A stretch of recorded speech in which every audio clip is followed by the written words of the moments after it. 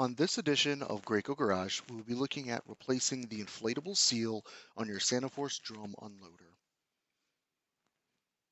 We'll start off by separating the plate and seal from the drum unloader unit itself. This is 3 tri-clamps and the 2 hoses, and then lifting up the ram and moving the plate and seal to the workspace or cleaning space that you are going to be working in.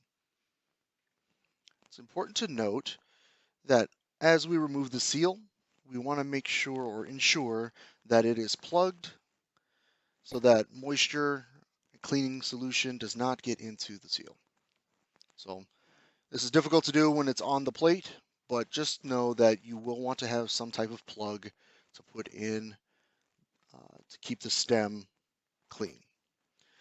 Next, we'll look for the flat edge of the plate.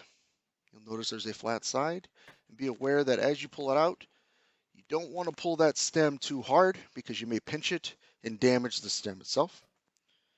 You want to roll the seal over an edge or over the flat edge, one of the corners there. And once you get it started, the whole seal should move off fairly easily. Just be mindful of that stem once again, that plug and stem.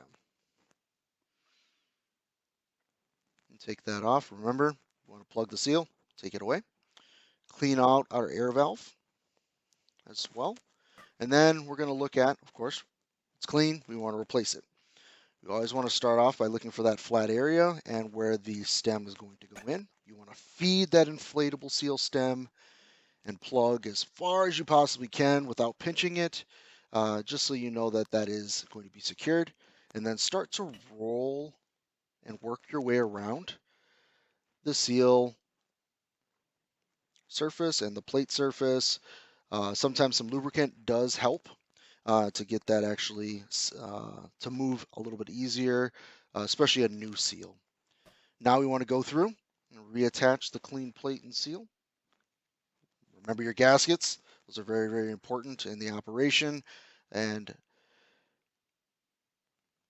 we want to make sure we get that lined up nicely with the tri-clamps so that you are ready to operate your SaniForce drum unloader as clean.